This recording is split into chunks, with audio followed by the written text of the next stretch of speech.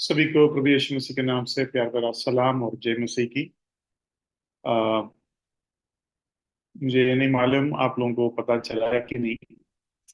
आ, मेरे भाई जो है पिछले हफ्ते एक एक्सीडेंट में उनको एक गाड़ी ने ठोका और अब वो हॉस्पिटल में है और मैं भी हॉस्पिटल में हूँ। आ, मेरे भाई का नाम ब्राइट है, BRIT। आप लोग कृपया ब्राइट को प्रार्थना में याद करें। गाड़ी जब ठोका वो रोड क्रॉस कर रहे थे और उनके हाथ टूट गया और पाँव भी टूट गया। दोनों में फ्रैक्चर है और दोनों का सर्जरी हो गया है और अभी वो हॉस्पिटल में है। उम्मीद है कि एक हफ्ते में उनको घर जाने का अनुमति तो कम से कम मिलेगा, लेकिन वापस अपने नौकरी के जगह पर जाने का अ, सेहत शायद नहीं होगा। आप लोगों के बहुमूल्य प्रार्थना मेरे भाई के लिए इस वक्त मैं मांग रहा हूँ।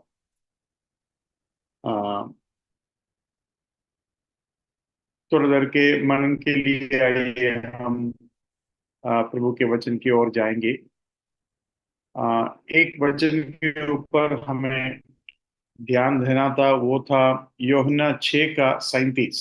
John chapter 6 verse 37। कोई एक भाई मुझे पढ़कर मदद कीजिए। जो कुछ पिता मुझे देता है वह सब मेरे पास आएगा, और जो कोई मेरे पास आएगा उसे मैं कभी न निकालूंगा। ये जो वचन है जो अभी हमने पढ़ा, मुझे मालूम नहीं आप लोग ध्यान दिया कि नहीं। हम उसके ऊपर थोड़ा गहरे रूप से ध्यान देने जा रहा। उसका कारण ये है, परमेश्वर पहले से ही हमें चुना है उद्धार के लिए। ये जो सिद्धांत जो लोग विश्वास करते हैं वो इस वचन के ऊपर काफी जोर देता है। योहना योहना 6:37 जो है उस वचन के ऊपर काफी जोर देता है, क्योंकि उन्हें लगता है कि वो वचन परमेश्वर के पूर्ण पूर्व निर्णय के ऊपर बहुत ही बड़ा सबूत वाला वचन है। तो उस वचन के ऊपर हम ध्यान इसलिए दे रहे हैं क्योंकि उस वचन के अंदर जो भी हमें लग रहा है, क्या हमें सही समझ में आ रहा है कि नहीं, उस बात को हमें पक्का करना है। अब यहाँ जो शब्द लिखा है, all that the father giveth me shall come to me, and him that cometh to me I will in no wise cast out. जो कोई जो पिता मुझे देता है, तो जिस किसी को भी पिता मुझे देता है उसको मैं कभी छोड़ूंगा नहीं। तो इस वचन को लेकर उन लोग बोलते, देखा पिता ने पहले से ही चुनकर हमें पुत्र के हाथ में देता है, और पुत्र जो है हमें जो है उद्धार देता है। इस तरीके से उसको बताने का कोशिश करते हैं। लेकिन सच्चाई ये है कि पिता जरूर हमें पुत्र के पास खींचता है, लेकिन जब पिता हमें पुत्र के तरफ खींचता है तो वो सभी को खींचता है, लेकिन सभी नहीं खींचा जाता। और इसका सबूत मैं यूहन्ना 12वां अध्याय से देना चाहूंगा। यूहन्ना 12वां अध्याय उसके 32 निकालिएगा। यूहन्ना 12 के 32। और मैं यदि पृथ्वी पर से ऊंचे पर चढ़ाया जाऊंगा तो सबको अपने पास खींचूंगा। सबको अपने पास खींचूगा। लेकिन आ, सबको जो शब्द है ना, इंग्लिश में ऐसा लिखा है, will draw all peoples to myself. Will draw all people to myself, मतलब सारे जातियों को या सारे लोगों को, हर तरीके के पीपल्स लिखा है। पीपल वैसे भी प्लूरल है, लेकिन पीपल्स जब लिखता है उसका मतलब पृथ्वी के सारे लोगों को जो है अपने तरफ खींचूंगा। लेकिन क्या पृथ्वी के सारे लोग उद्धार पाएंगे? नहीं, पृथ्वी के सारे लोग उद्धार नहीं पाएंगे, लेकिन पृथ्वी के सारे लोगों को पिता खींचता है कर कर ये वचन स्पष्ट करता है। देखो उस वचन को मैं इंग्लिश में सुनाता हूं। And I, if I am lifted up from the earth, will draw all peoples to myself. Will draw all people to myself. तो यहाँ ये जो वचन है उसको भी इस संदर्भ पर हमें ऐसा समझना है। तो ऐसा लगने वाला मतलब 6 के 37 में पिता ने पहले से ही चुन लिया, ऐसा लगने वाला और भी वचन है। 3 और वचन को मैं आपको दिखाना चाहूंगा और उसके बाद हम इन सारे वचनों को एक साथ जो है मनन करेंगे। 17 का 2 पढ़िए, 17 का 2। क्योंकि तूने उसको सब प्राणियों पर अधिकार दिया कि जिन्हें तूने उसको दिया है उन सबको वह अनंत जीवन दे। हाँ, तो जिनको उन तुमने दिया है, वो शब्द आपने ध्यान दिया, जिनको तुमने दिया है, तो मतलब पिता ने दिया तो उद्धार पाना ही पाना है। उसको और एक बार पढ़िए ब्रदर। क्योंकि तूने उसको सब प्राणियों पर अधिकार दिया कि जिन्हें तूने उसको दिया है उन सबको वह अनंत जीवन दे। तो यहां भी हमको लगेगा कि पिता देने के वजह से मतलब पूर्व निर्णय के वजह से ये बात हुआ है। अभी उसका 6वां वचन पढ़िए। मैंने तेरा नाम उन मनुष्यों पर प्रकट किया है जिन्हें तूने जगत में से मुझे दिया। हाँ, तुमने जगत में से मुझे दिया, मतलब ये हर वचन ऐसा दिखाता है कि पिता दे रहा है। पिता दिया तो उद्धार पाना ही पड़ेगा, या हमारे पास कोई चुनाव नहीं है, हम रोक नहीं सकता। ट्यूलिप जो फॉर्मूला मैंने बताया उसमें TULI, आई जो शब्द है उधर बताता है इररेसिस्टिबल ग्रेस, मतलब ऐसा अनुग्रह जिसको कोई मनुष्य रोक नहीं सकता। इररेसिस्टिबल ग्रेस, क्या वो सही है या नहीं, वो हम इन दिनों में देख रहा है। तो मैं आपको पूरा 4 वचन दिखाया, चारों में हमने देखा कि पिता ने जिस किसी को भी दिया उनको पुत्र बचाने का पूरा प्रयास करेंगे। तो ये बात हमने उधर देखा। अब उसका अर्थ समझने का कोशिश हम करेंगे। आइए हम 17वां अध्याय के 4 वचनों को अभी ध्यान देंगे। 17 का 6 पढ़िए, 17 का 6। मैंने तेरा नाम उन मनुष्यों पर प्रकट किया है जिन्हें तूने जगत में से मुझे दिया। वे हाँ तेरे थे और तूने उन्हें मुझे दिया और उन्होंने तेरे वचन को मान लिया है। हाँ, देखो, तूने जो दिया कर कर लिखा है ना, उन लोगों का खासियत लिखा है। क्या है खासियत? मेरे वचन को माना, मतलब चुनने के वजह से वचन को माना, या वचन को मानने के वजह से प्रभु ने उनको दिया। तो जो लोग मन में ये चुनाव रखा है वो हर वचन को चुनाव जैसा देखता है, लेकिन इस वचन में स्पष्ट लिखा है they have kept your word. आपके पिता के वचन को रखने वाले लोगों को मैं छोड़ूंगा नहीं। मतलब दुनिया के जगत के उत्पत्ति के पहले ही हमें चुनने का वजह से नहीं, जो लोग परमेश्वर के वचन को पकड़े रखते हैं या थामे रखते हैं उनको प्रभु उद्धार देता है। अभी 17 का 12 पढ़िए। जब मैं उनके साथ था तो मैंने तेरे उस नाम से जो तूने मुझे दिया है उनकी रक्षा की।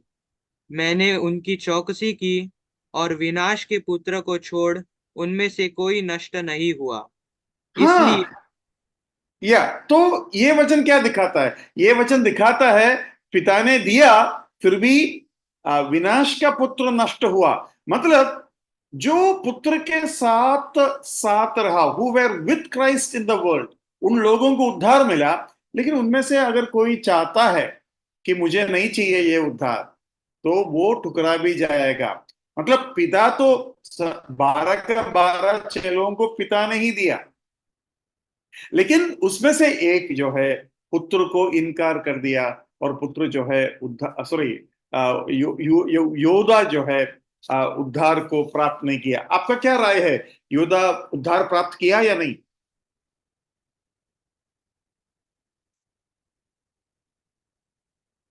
हाँ जी, आप क्या सोचते हैं?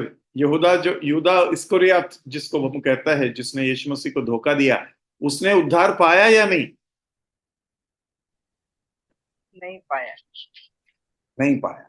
12वां वचन में यही हम देखते हैं। 12वां वचन में हम पढ़ते हैं कि the son of perdition that the scripture might be fulfilled, वो विनाश का पुत्र है, तो इसलिए वो नहीं पाया। लेकिन प्रभु ने, पिता ने जब 12 चेलों को दिया था, उसमें से एक यहूदा भी था।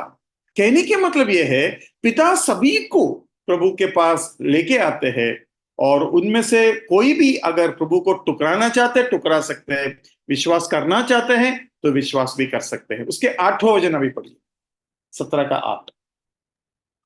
क्योंकि जो वचन तूने मुझे दिए मैंने उन्हें उनको पहुंचा दिए, और उन्होंने उनको ग्रहण किया, और सच सच जान लिया है कि मैं तेरी ओर से आया हूँ, और विश्वास कर लिया है कि तू ही ने मुझे भेजा।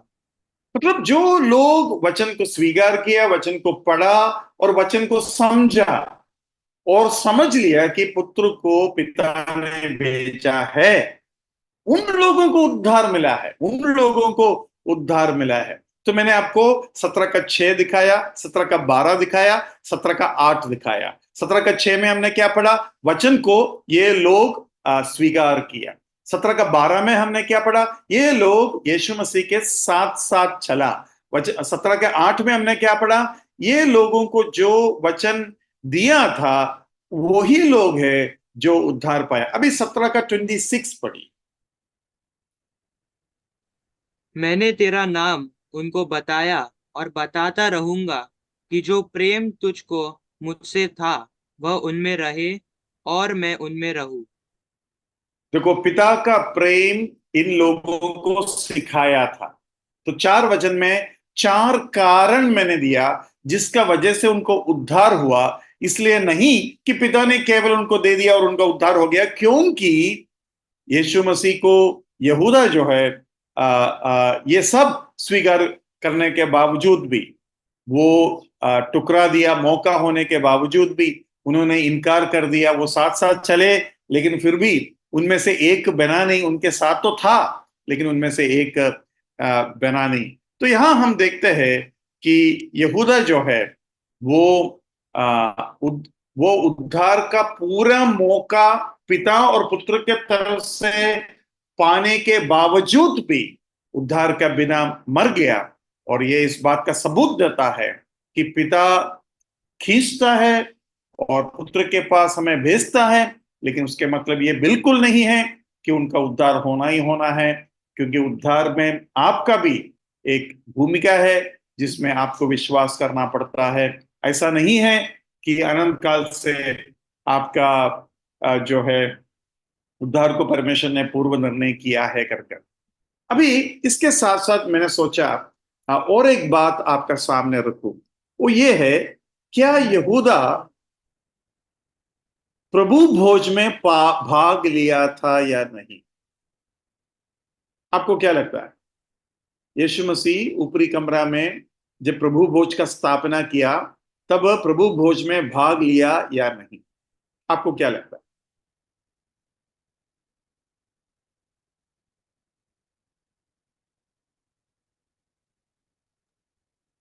नहीं लिया। नहीं लिया। और कोई राय है? लिया, लिया कर कोई सोचते हैं? अच्छा, लूका 12 का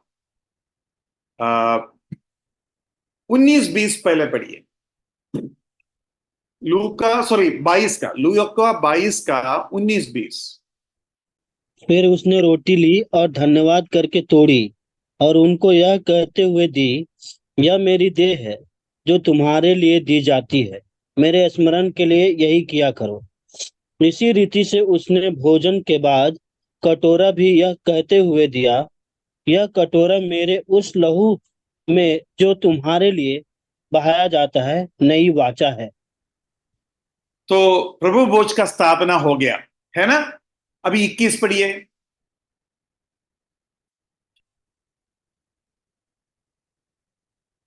पर देखो, मेरे पकड़ने वाले का हाथ मेरे साथ मेज पर है। मेरे पकड़ने वाले हैं या पकड़वा पकड़ाने वाले हैं? पकड़वाने पकड़वाने वाले का ओके। हाथ मेरे साथ मेज पर है। तो 19-20 में प्रभु भोज का स्थापना हुआ और 21 में लिखा है उसके हाथ मेरे मेज के ऊपर रखा हुआ है। अभी आपको क्या लगता है, प्रभु भोज में यहूदा भाग लिया होगा या नहीं होगा?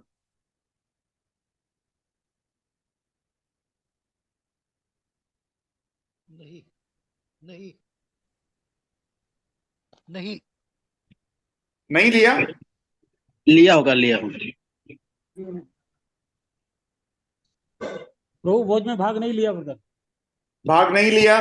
तो ये कैसा हो गया? 19-20 में प्रभु भोज का स्थापना हो गया और 21 में लिखा है वो जो मुझे धोखा देने वाला है उसके हाथ मेरे क्या बोलते हैं, मेज में है।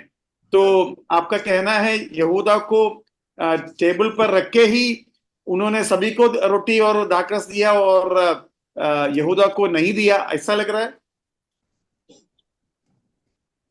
प्रभु भोज में केवल उसने भाग नहीं दिया। मैं बाद में बताऊंगा सही क्या है। मैं केवल आपसे लूका के वचन के आधार पर प्रश्न पूछ रहा हूं। आप मतलब बाकी वचनों को मैं आपके सामने लेके आऊंगा और हम क्या है सच्चाई वो सीखेंगे। लेकिन 22वां अध्याय को लेकर अगर कोई हमसे ये पूछे तो इस 22वां अध्याय के आधार पर आपको क्या लगता है? भाग लिया है ब्रदर उसने।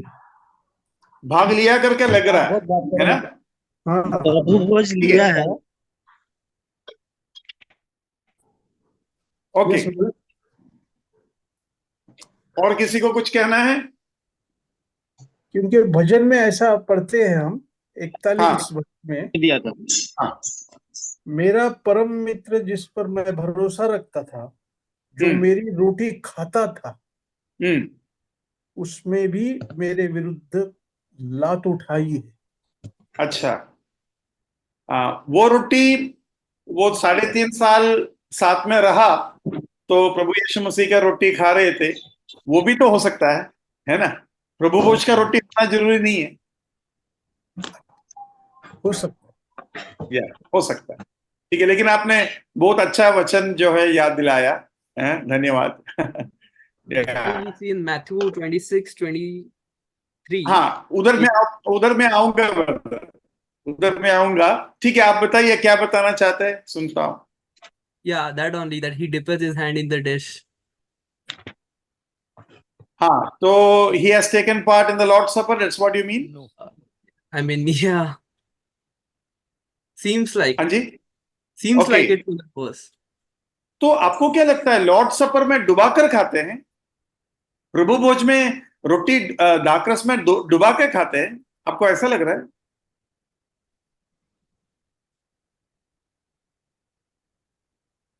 हाँ, प्रभु ने ऐसा खिलाया प्रभु भोज, तो फिर कैसे खिलाया? गर्म हो गया। अलग अलग खिलाया ब्रदर, पहले रोटी फिर प्याला। हाँ, और ये बात हमने लूका 22 में भी पढ़ा है ना।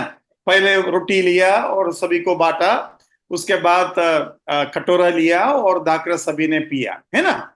तो यहाँ स्पष्ट है कि रोटी को दाखरस में डुबाया नहीं या प्याला में डुबाया नहीं।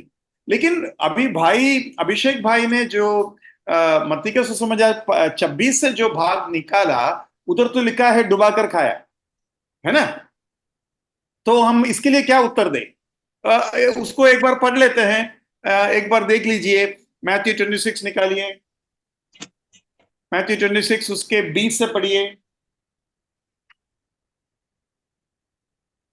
जब सांझ हुई तो वह 12 के साथ भोजन करने के लिए बैठा।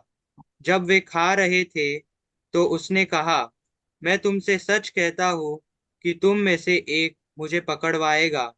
इस पर वे बहुत उदास हुए और हर एक उससे पूछने लगा, हे गुरु, क्या वह मैं हूँ? उसने उत्तर दिया, जिसने मेरे साथ थाली में हाथ डाला है वही मुझे पकड़वाएगा। हाँ, तो देखा, थाली में हाथ डाला, उधर एक्चुअली इंग्लिश में ऐसे लिखा है, he who dipped his hand with me in the dish will betray me। मतलब वो प्याला में या कुछ रस उधर था वो दाखरस भी हो सकता है और भी कोई रस हो सकता है, उस रोटी को उसमें डुबाकर उसने खाया। तो हमें हमें इसमें से क्या समझ में आना चाहिए? कुछ तो कंफ्यूजन है, कुछ तो ऐसी बात है जो आप लोग नहीं बता रहे मुझे।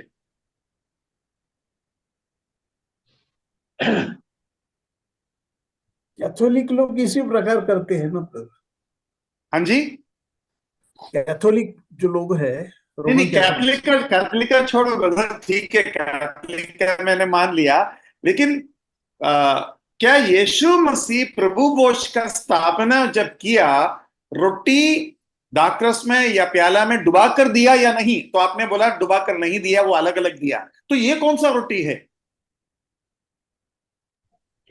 ये फसह का जो पर्व है ना, उस हाँ समय का अंतिम भोज था, और जो प्रभु का हाँ, भोज है वो अलग है।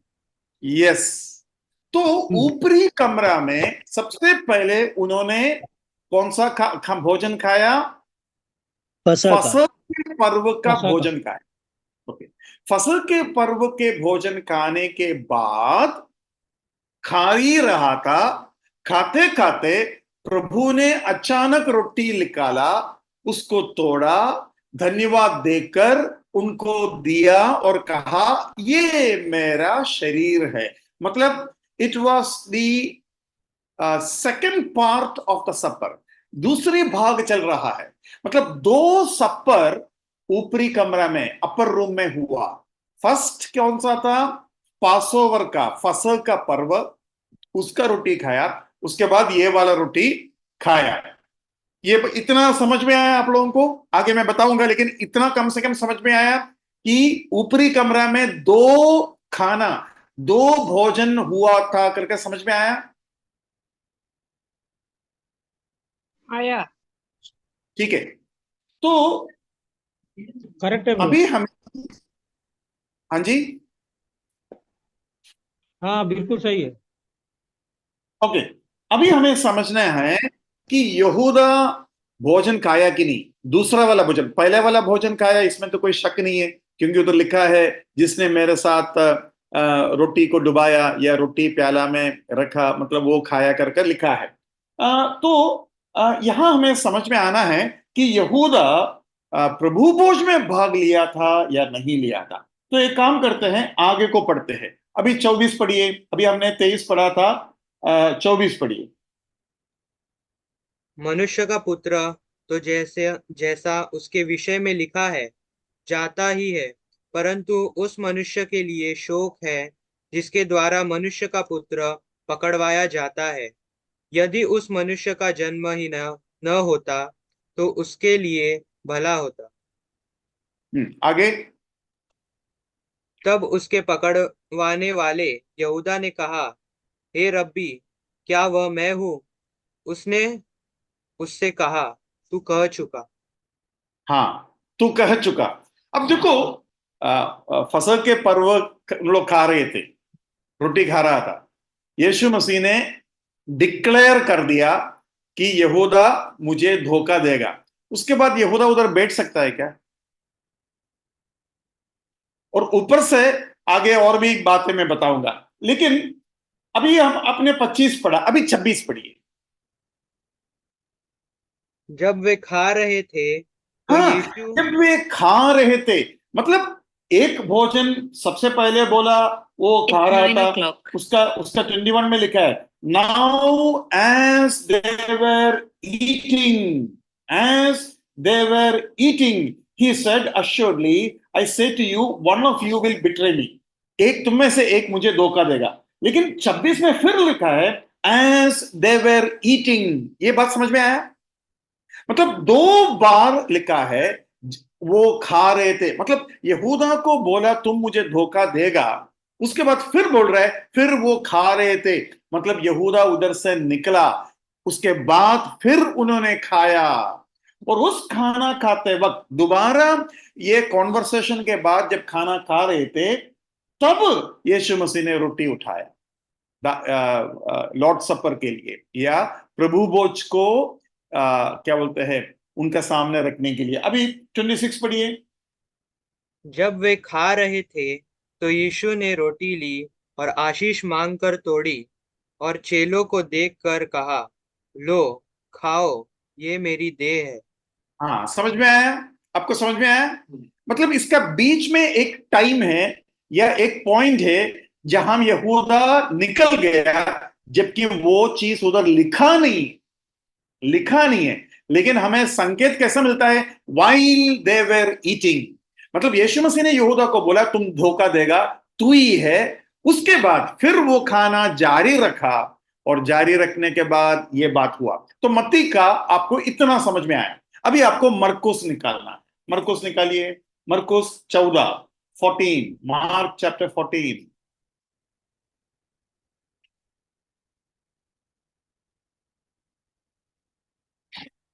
उसका 18 पढ़िए, 18 से शुरू कीजिए।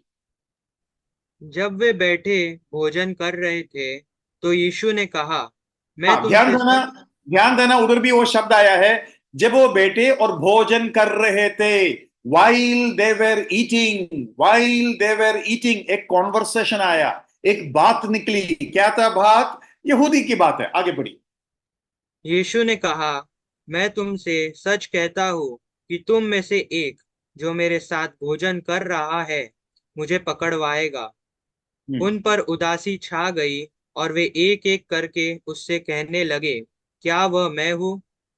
उसने उनसे कहा, वह 12 में से एक है, जो मेरे साथ थाली में हाथ डालता है। क्योंकि मनुष्य का पुत्र तो जैसा उसके विषय में लिखा है जाता ही है, परंतु उस मनुष्य पर हाय जिसके द्वारा मनुष्य का पुत्र पकड़वाया जाता है। यदि उस मनुष्य का जन्म ही न होता, तो उसके लिए भला होता। हाँ, अगले वचन। जब वे खा ही रहे थे, हाँ, देखो, जब वो खा ही रहे थे, ऐसा क्यों कहते हैं? क्योंकि जब जैसे ही बोला यहूदा का बारे में कि वो मुझे धोखा देने वाला है, तुरंत यहूदा उधर से उठकर निकला। उसके वजह से फिर वो खाना जारी रखा, फिर वो खाना खाया। मतलब खाना खाने के बारे में भी 2 बार लिखा जाता है। मत्ती में लिखा while they were eating 2 times, मरकोस में लिखा while they were eating 2 times. तो इससे ये बात स्थापित होता है कि दो क्या बोलते हैं, कोर्स जैसा, जैसे बोलते हैं ना, 5 कोर्स मील खाया, 7 कोर्स मील खाया। आपने कभी ऐसा सुना है? उसका मतलब क्या है मालूम है आप लोगों को? 5 कोर्स मील, 7 कोर्स मील, उसका मतलब क्या है मालूम है? कोई बताइए।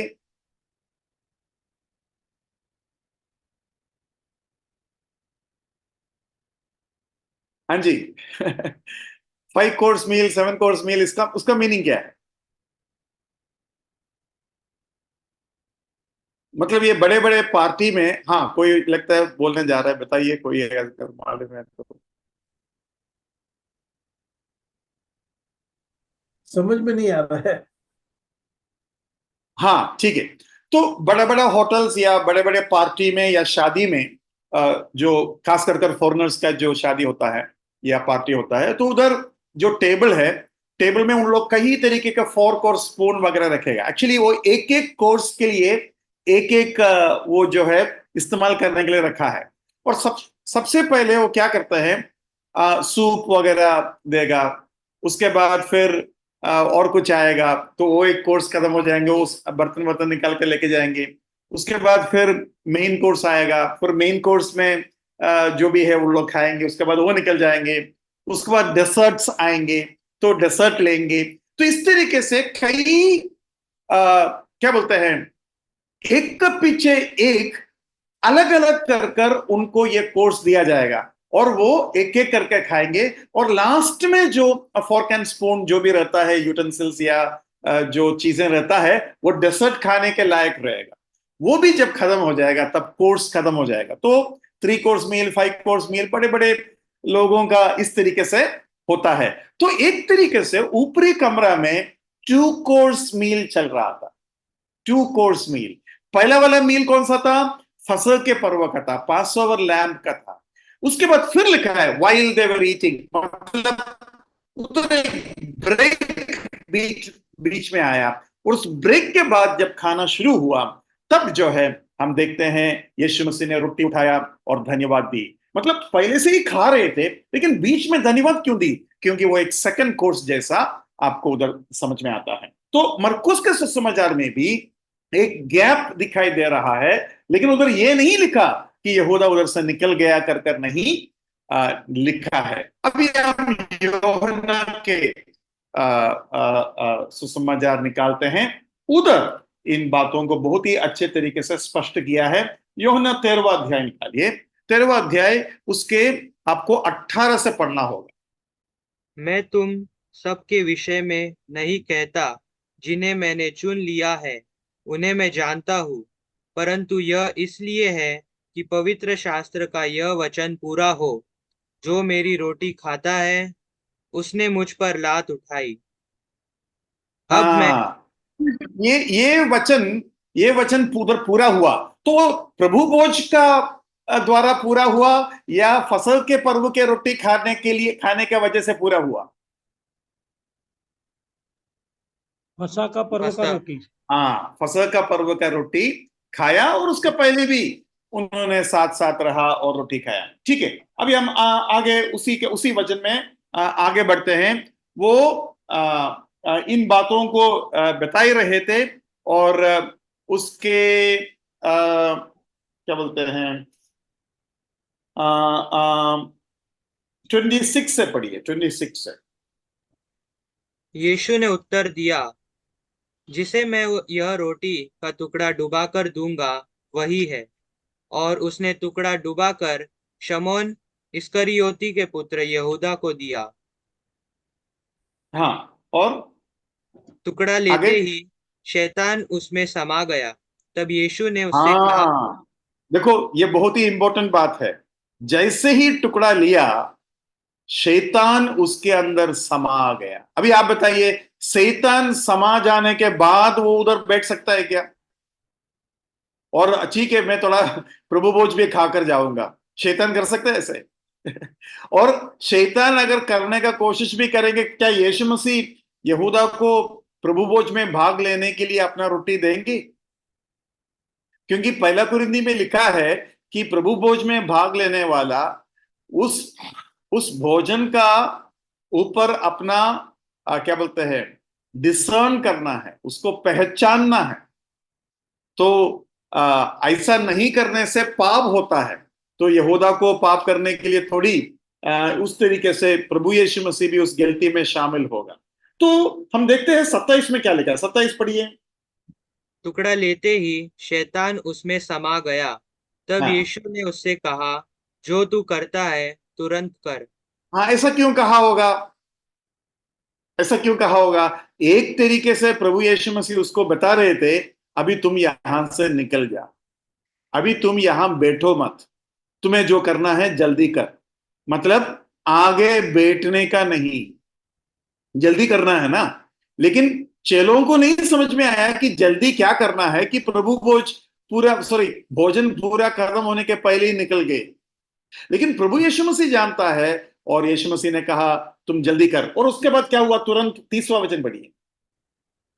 अतः वह टुकड़ा लेकर तुरंत बाहर चला गया, और यह रात्रि का समय था। अतः वो टुकड़ा लेकर तुरंत बाहर चला गया। टुकड़ा लेने के बाद अगर तुरंत बाहर जाएगा, क्या वो प्रभु भोज में भाग ले पाएंगे? ये बात एकदम स्पष्ट है। तो आपको मत्ती मिला, मरकुस मिला, और आपको यूहन्ना भी मिला।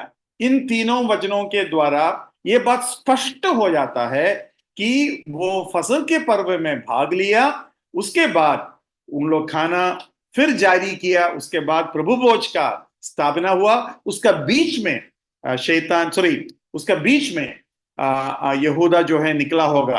तो फिर हमारा समस्या क्या है? अभी समस्या क्या है? एक समस्या अभी बाकी है जिसका हल हमें निकलना है। क्या है समस्या? एक समस्या है जिसका हम अभी तक हल नहीं निकाला। वो क्या है समस्या?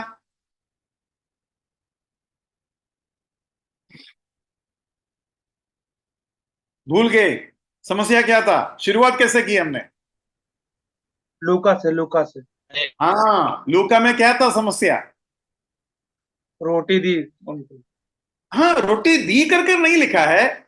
प्रभु भोज के बाद भी यहूदा उस मेज में है कर हमें लग रहा है। यह था समस्या, है कि नहीं?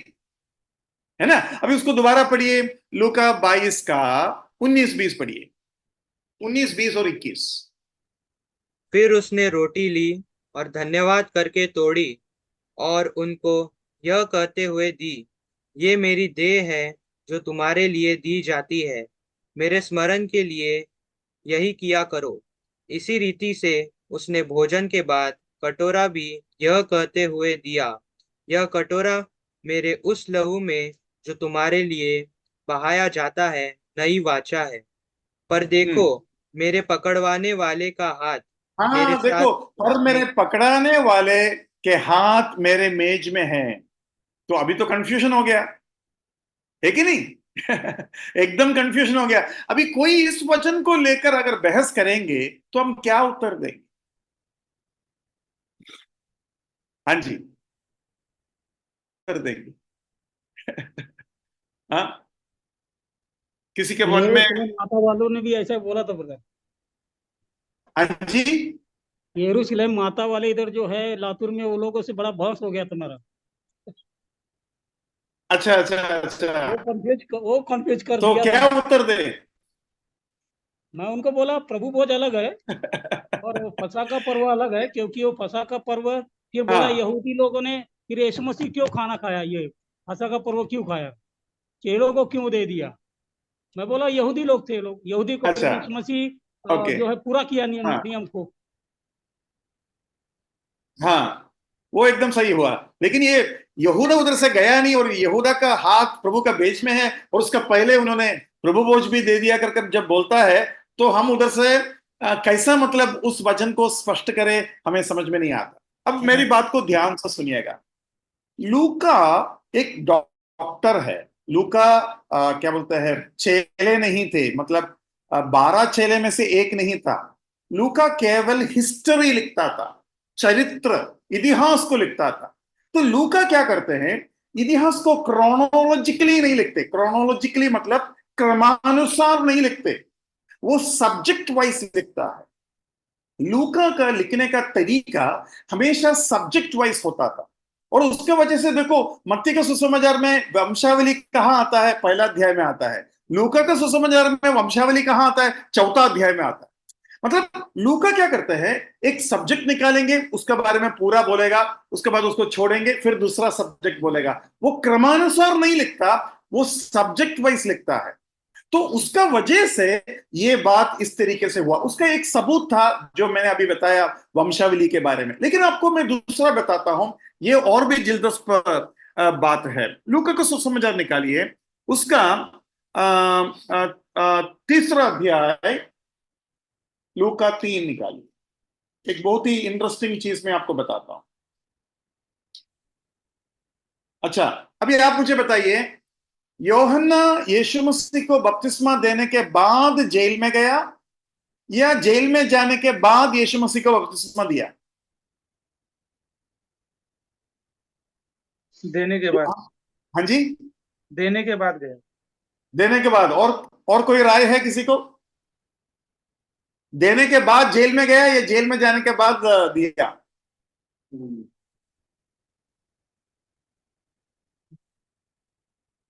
हाँ जी।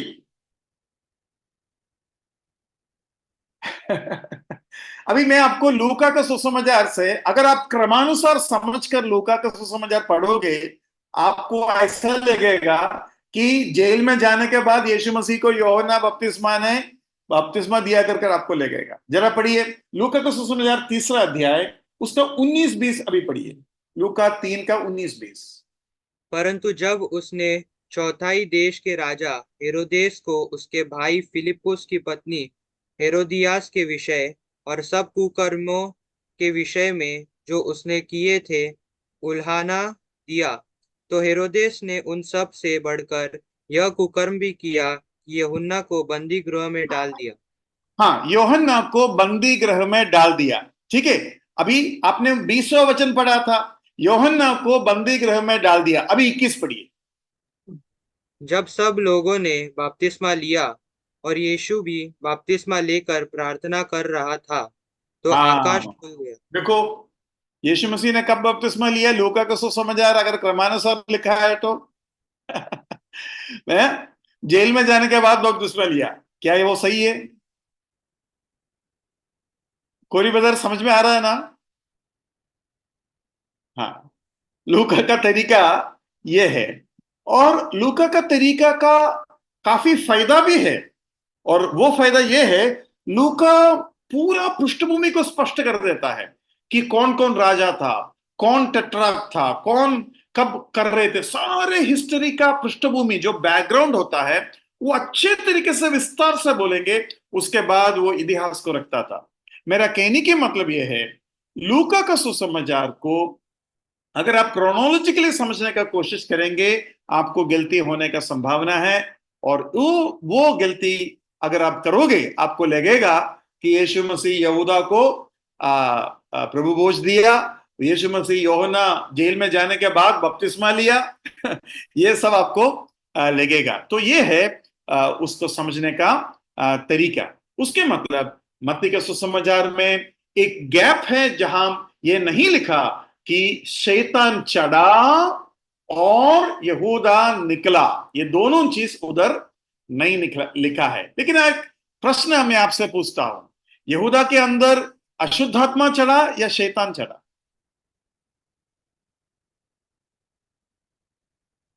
शैतान। शैतान चढ़ा। शैतान और किसी के अंदर चढ़ा जैसे आपने पढ़ा बाइबल में? और कोई है जिसके अंदर शैतान चढ़ा, अशुद्धात्मा नहीं, जिसके अंदर शैतान चढ़ा हो?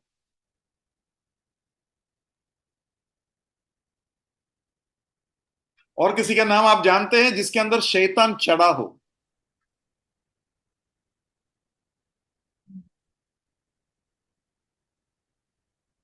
आपको पूरा बाइबल में ऐसा कोई व्यक्ति नहीं मिलेगा जिसके अंदर शैतान चढ़ा हो। हाँ, एक व्यक्ति मिलेगा प्रकाशित वाक्य में, मसीह विरोधी के अंदर, एंटी क्राइस्ट के अंदर शैतान चढ़ेगा। मतलब शैतान केवल दो ही व्यक्ति के अंदर चढ़ा है। ऐसा क्यों? क्योंकि शैतान एक बहुत बड़ा स्वर्गदूत है जो गिर गया था। उसका पद, उसका कैपेबिलिटी, उसका रैंकिंग, उसका पोजीशन इतना हाई है, जैसे कि कंपनी के छोटे मोटे लड़ाई झगड़ा को निपटने के लिए सीईओ थोड़ी आते हैं, या महाराष्ट्र में उरण में अगर एक झगड़ा होगा तो इंडिया का प्राइम मिनिस्टर आएगा क्या प्रॉब्लम सोल्व करने के लिए, है ना?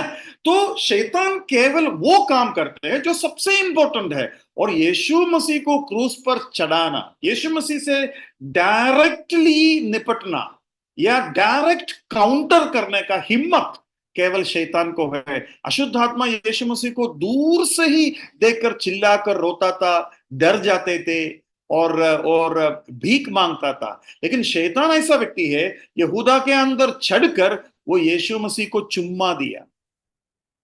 आपको बात समझ में आ रहा है? वो शैतान ऐसा है कि यीशु मसीह ऊपरी कमरा में, यहूदा के अंदर, यीशु मसीह के सामने ही शैतान यहूदा के अंदर चढ़ गया। तो ये बात हमें देखने को मिलता है। मेरा कहने की मतलब ये है कि शैतान जो काम करते हैं, मसीह विरोधी, anti Christ, the spirit of anti Christ is already in work कर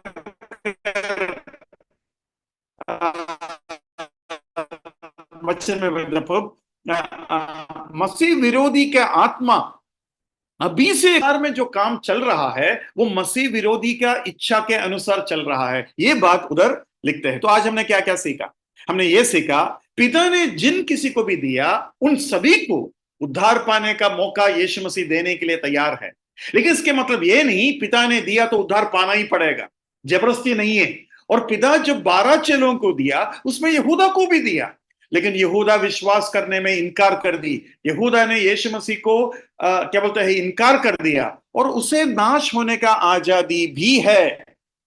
उद्धार जबरदस्ती नहीं दिया जाता। उद्धार परमेश्वर पहले से ही निर्णय कर लिया तो आपको उद्धार पाना ही पड़ेगा, और परमेश्वर पहले से निर्णय नहीं किया तो उद्धार नहीं पा सकते। ऐसा नहीं है। ये बात हमें यहां से स्पष्टीकरण के रूप में मिलता है। लेकिन जो 6 का 37 हम पढ़ रहे थे उसमें और भी कुछ बातों को आपको समझना है। उसको दोबारा पढ़िए, जॉन चैप्टर 6 वर्स 37। जो कुछ पिता मुझे देता है वह सब मेरे पास आएगा, और जो कोई मेरे पास आएगा उसे मैं कभी न निकालूंगा। हाँ देखो, जो कोई मेरे पास आएगा, उधर 2 बार लिखा है, लेकिन पता नहीं हिंदी में कितना स्पष्ट है, लेकिन इंग्लिश में उधर 2 यूसेज हमें दिखाई देता है। एक यूसेज ये है कि ऑल दैट कमथ, उसके बाद लिखा है इन हिम दैट कमथ। उसको मैं इंग्लिश में एक बार सुनाता हूं। जॉन चैप्टर 6 वर्स 37 में, all that the father gives me, यहां कलेक्टिव है, प्लूरल है, all that the father giveth me will come to me, and the one who comes to me I will by no means cast out. And the one who comes to me, all one. क्या समझ में आया आपको? मतलब सभी को प्रभु खींचता है, सभी को प्रभु पुत्र के पास भेजता है। ऐसा कोई भी नहीं आता जो पुत्र के पास पिता ने नहीं भेजा हो, लेकिन जो कोई भी विश्वास करते हैं उन्हें उद्धार मिलेगा। He draws everyone unto himself, but everyone are not saved until the person doesn't believe voluntarily. ये बात आपको समझ में आना जरूरी है। तो ये जो कैल्विनिस्ट लोग टुलिप जो सिखाता है, उसमें इररेसिस्टिबल ग्रेस जो उनका दावा है, वो दावा में क्या गलती है कर मैं आपका सामने रख रहा हूं। और उधर ऐसा लिखा है, the one who comes to me I will by no means cast out. अगर आया, अगर विश्वास किया, तो मेरे तरफ से तो मैं कभी इनकार नहीं करूंगा। मतलब मेरे तरफ से हमेशा हां के लिए हां ही रहेगा। Yes will be always yes with the Lord Jesus Christ. मतलब यीशु मसीह के पास आकर अगर विश्वास कर कोई आए, तो यीशु मसीह ऐसा नहीं, तुमको चुना नहीं था, तुमको जगत को उत्पत्ति के पहले चुना नहीं था, इसलिए तुम्हारा उद्धार नहीं हो सकता। ऐसा कभी नहीं होगा। अगर आप आए तो जरूर आपका उद्धार होगा। God so love the world, God so love the world, सारे जगत को प्रेम किया। I will attract everyone unto my self, सभी को आकर्षित करता है। It is the will of God that all may be saved and come to the knowledge of salvation. सभी उद्धार पाए और उद्धार का ज्ञान, पहचान उन्हें मिले। मतलब परमेश्वर के कोशिश हमेशा सभी के लिए है, लेकिन सब प्रभु के आकर्षण में नहीं आता है। ये बात आपको यहां से समझ में आना जरूरी। देखो, ये सब बातें आम तरीके से देखा जाएगा, इंपॉर्टेंट नहीं लगेगा, लेकिन अभी देखो कोरी ब्रदर ने बोला, उन्होंने मेरे से बहस किया, उन्होंने इस बात को दावा किया कि ऐसा है वैसा है, तब जाकर इन वचनों का मूल्य हमें समझ में आता है, और तब जाकर इसके उत्तर का जरूरत हमें पड़ता है, और तब हम परेशान हो जाता है क्योंकि हमारे पास उत्तर नहीं है। जैसे कि अभी कोरी ब्रदर ने बोला, जब लूका 22 दिखाएगा और कहेंगे कि यहूदा उसके बाद भी उधर था, तो हम क्या उत्तर दें? हमारे पास जो उत्तर है वो सही है, लेकिन फिर भी कुछ ऐसे वचन हैं जिसमें हमें एक क्या बोलते हैं, संदेह आ सकते हैं। तो ये सब छोटे छोटे वचन जो हमें एकदम मासूम या साधारण सा दिखाई देता है, वो गलत मकसद के साथ जब लोग इस्तेमाल करते हैं, तब हमें उसके उत्तर देना जरूरी पड़ता है, और तब इन बातों को समझना जरूरी है।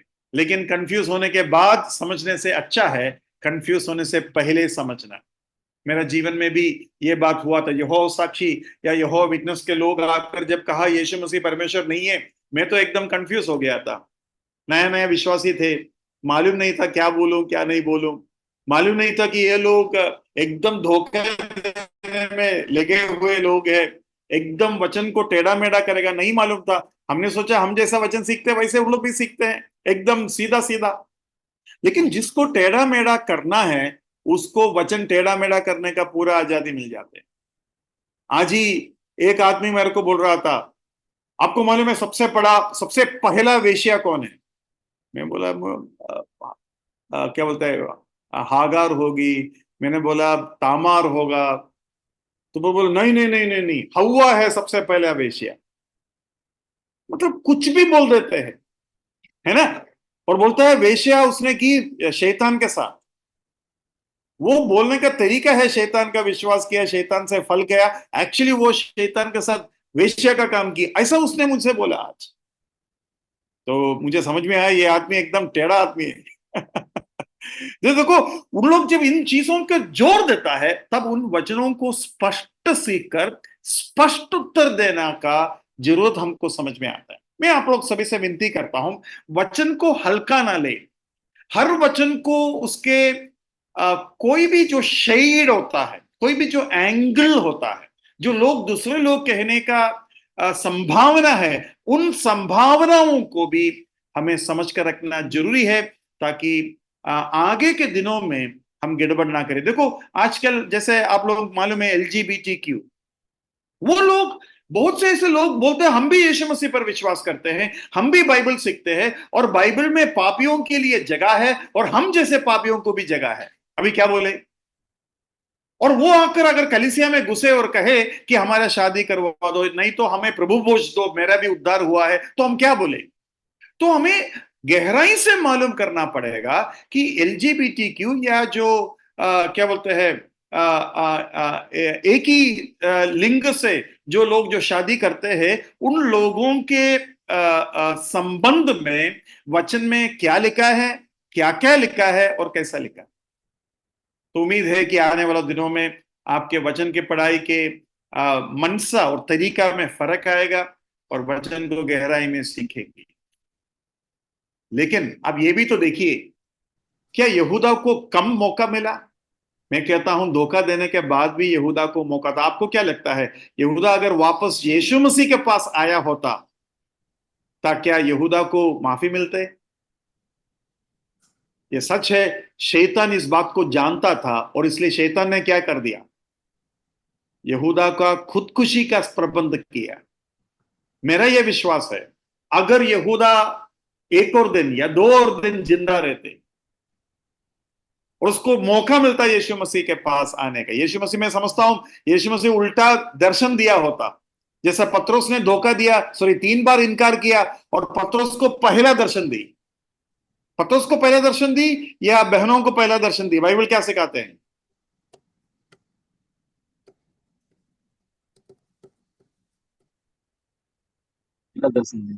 हाँ, बहनों का। लेकिन बाइबल ये भी तो सिखाता है कि पत्रोस को पहला दर्शन दी। ऐसा क्यों?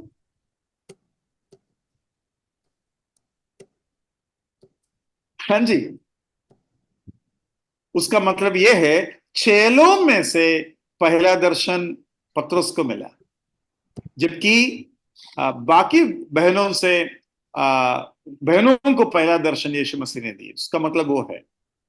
लेकिन आपको यह समझ में आना चाहिए कि चेलों में से अगर यहूदा जिंदा रहता, मैं ये सोचता हूं, मेरा ये अंदाजा है, वचन में तो नहीं लिखा, मैं सोचता हूं यहूदा को वो मौका, शायद पत्रोस को जो मौका मिला वो मौका यहूदा को मिला होता। ये मेरा विचार है, मैं गलत हो सकता हूं, लेकिन मैं ऐसा सोचता हूं। लेकिन ये बात शैतान जानता था, तो शैतान ने क्या कर दिया, पहले से ही यहूदा को मरने के लिए कारण दिया। लेकिन यह भी तो बात है कि यहूदा के बारे में भविष्यवाणी है, तो भविष्यवाणी के बारे में आपको क्या समझ में आना चाहिए? यह परमेश्वर का निर्णय है, यह परमेश्वर का ज्ञान है कि यहूदा को खुदकुशी करना ही पड़ेगा। परमेश्वर का निर्णय है, यह परमेश्वर का पूर्व ज्ञान है। What do you think about prophecy? Is it God's decree or is it God's foreknowledge?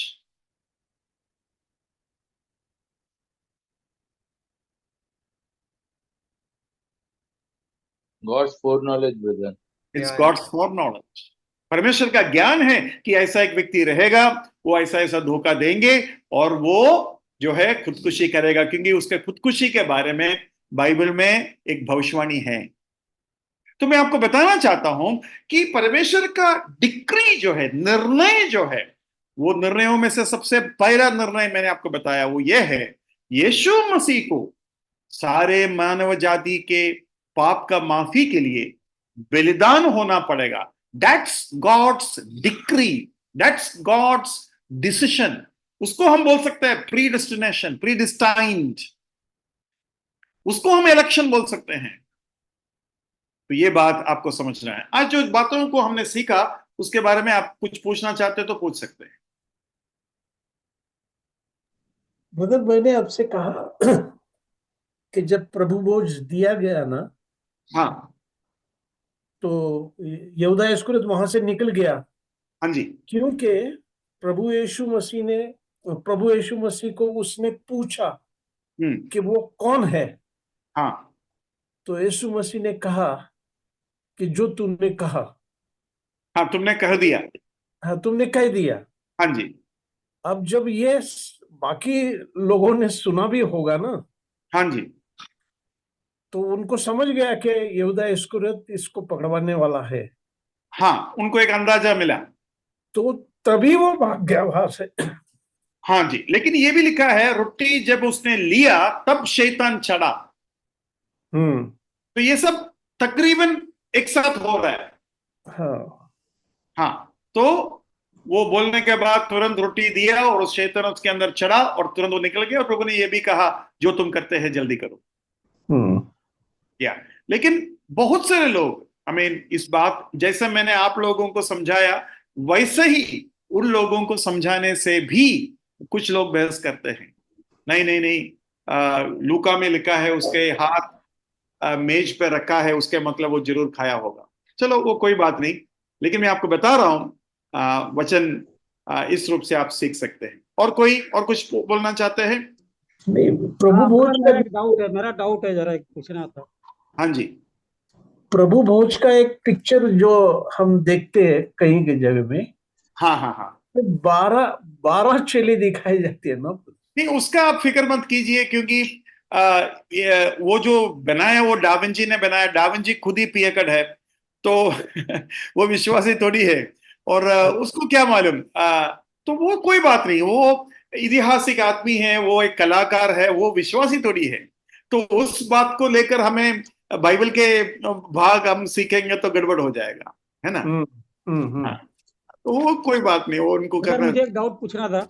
हाँ जी, ब्रदर ये जो प्रेरितों के काम 20 अध्याय के 6 पद में ऐसा लिखा है हाँ कि जो फसह का पर्व जो है चेलों, ऐसा लिखा है कि फसह के पर्व के बाद ये लोग जो है बैठकर त्रोआस में आए। उसके बाद में वो लोग 7 दिन तक रुकने के बाद फिर 7वें वचन में लिखा कि सप्ताह के पहले दिन रोटी तोड़ने के लिए आए। हाँ तो कई लोगों का ऐसा जो ये लोग सिखाते हैं गलत, उनका कहना है कि चेले बाद में भी फसह का पर्व मनाया करके। अगर ये हाँ फसह का पर्व मनाया तो यीशु मसीह ने तो मैंने बोला ऐसा इसमें लिखा नहीं है, वो तो मतलब फसह का पर्व के बाद में गया ना। हाँ 20 अध्याय के 6 वचन में। हाँ वो लिखा है ना, फसह के पर्व के बाद।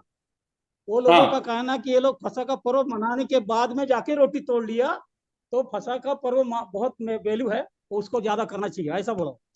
अच्छा, वो एक बात है। तो अगर फसह का पर्व मनाना था फिर यीशु मसीह जो है रोटी और प्याला क्यों दे दिया होता? वो हाँ, बात तो नहीं देता ओके, ना। और फिर हाँ अगर ऐसा होता तो फसह मनाने के बाद में फिर अगर सप्ताह के पहले दिन 7वें वचन में लिखा, फिर रोटी तोड़ने के लिए क्यों गया? हाँ, हाँ तो वो एक बात पॉइंट था। उनसे मेरा ओके, बहुत बहस हुआ था इसके विषय में, लेकिन उनका ओके, ये अगर यहाँ फसह का पर्व मनाया नहीं मनाया वो बात में बोल रहा हूँ, ऐसा तो नहीं ओके, लिखा है ना। या आपके आपके बात सही है, लेकिन एक और चीज मन में रखेगा तो अच्छा रहेगा। ये जो हाँ प्रेरितों के काम जो टाइम पीरियड है उसको ट्रांसिशन टाइम बोलते हैं। ट्रांसिशन अच्छा टाइम मतलब पुराना नियम से नया नियम के तरफ वो धीरे धीरे आते हैं। तो अच्छा जैसे कि ये हम देखते हैं पौलुस सिनेगोग में जाता था शबत के दिनों में, है ना। तो आज हम अगर उस तरीके से, वो तो जब सिनेगोग में जाते हैं केवल भाषण देने के लिए नहीं जाते, वो तो आराधना भी करेंगे, ठीक है ना। तो ट्रांसिशन पीरियड का मतलब यह है कि पूरी तरीके से नया नियम के सच्चाइयों को विश्वासी तभी भी नहीं जाना। जैसे कि शुरू शुरू में केवल यहूदी लोगों के साथ वो खाता पीता था। शुरू शुरू में वो क्या बोलते हैं, अन्य जाति लोगों को स्वीकार नहीं करते थे। शुरू शुरू में कुछ नियमों को बनाता था, जैसे कि खतना करना है वगैरह। तो यरूशलेम के जो विश्वासी लोग, प्राचीन लोग, प्रेरित लोग कहा नहीं नहीं नहीं, वो सब नियम आगे से हम पालन नहीं करेंगे, ऐसा है। तो उसको ट्रांसिशन पीरियड बोलते हैं। तो उस टाइम पर ये लोग उसको खाने का संभावना भी है। लेकिन ये तो 20वां अध्याय पहुंच गया, मतलब ट्रांसिशन पीरियड का लास्ट मतलब टाइम पर पहुंच गया। तो इसलिए हम बहस करना अच्छा ही रहेगा कि उन्होंने भाग नहीं लिया कर। लेकिन ये ट्रांसिशन पीरियड के बारे में एक समझ आपके पास रहेगा तो अच्छा रहेगा, क्योंकि वो लोग तभी भी मंदिर में जाता था, तभी भी मंदिर में जाते थे, और लेकिन बलिदान वगैरह नहीं चढ़ा होगा। लेकिन कहीं ऐसे चीजें धीरे धीरे, जैसे जिसको वीन ऑफ बोलते हैं, वीन ऑफ मतलब जो बच्चे दूध पीता है, धीरे धीरे उसको दूध पिलाना छुड़ाता है। तो पुराना नियम या व्यवस्था से कलीसिया को या यहूदी लोगों को छुड़ाने के लिए थोड़ा सा टाइम लगा। जैसे कि प्रेरितों के काम 10वां अध्याय में हम देखते हैं ना, पतरस बोलते हैं मैं अशुद्ध जानवर नहीं खाते। अच्छा, मैं आपको एक चीज पूछूं, आज हम पोर्क या क्या बोलते हैं उसको, सुअर खा सकता है क्या? हाँ जी। हाँ, बताइए। हाँ, क्या? लेकिन पत्रोस के सामने अशुद्ध जानवरों को भी रखा और परमेश्वर ने कहा उठकर काटो और खाओ। और पौलुस कहता है आज तुम्हें वो ना खाए ये ना खाए कर कोई तुम्हारे ऊपर न्याय ना करे। हाँ। मैं आपको ये बताना चाहता हूं, वीन ऑफ का टाइम लगता है, तो वो प्रॉब्लम यहूदी प्रेरितों के अंदर होने का पूरा संभावना है। और उसी का वजह से हम गलातियों को पत्री में देखते हैं कि पत्रोस यहूदियों के साथ बैठकर अन्य जातियों के साथ एक अलगाव रखने का नाटक किया और पौलुस ने पत्रोस को डांटा। तो आप लोगों को उम्मीद है कि उन चीजों के बारे में थोड़ा बहुत समझ में आया होगा।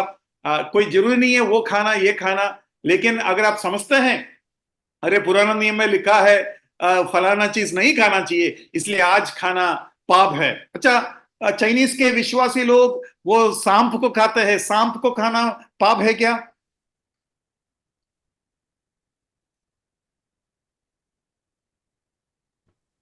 इसको खाना खा सकते हैं, कोई प्रॉब्लम नहीं है। देखो, कोई बदल का प्रॉब्लम नहीं है। देखो, हाँ, वचन आपके दिल को समझ को बड़ा करना जरूरी है। तो ये बात आप समझ लो कि वचन, प्रभु का वचन क्या कहता है। ऐसा कोई जरूरी नहीं है किसी के ऊपर हम जबरदस्ती करें। जैसे कि 1 कुरिन्थी 14 में लिखा है कुछ कमजोर भाई समझता है कुछ चीजें नहीं खाना चाहिए, जबकि बलवंत भाई समझता है आप कुछ भी खा सकते हैं। तो जो नहीं खाते हैं उसको दुखी नहीं करने के लिए आप ना खाना ही उचित है। मतलब व्यवस्था की वजह से नहीं, लेकिन कोई भाई अगर कमजोर है, वो समझते हैं ये गलत है, तो उस भाई को आप दुखी मत कीजिए। इस रूप से भी हम जो है इस बातों को समझ सकते हैं। अच्छा लगा आप लोगों के प्रश्न सुनकर। प्रभु के नाम की महिमा हो। आगे बढ़िए।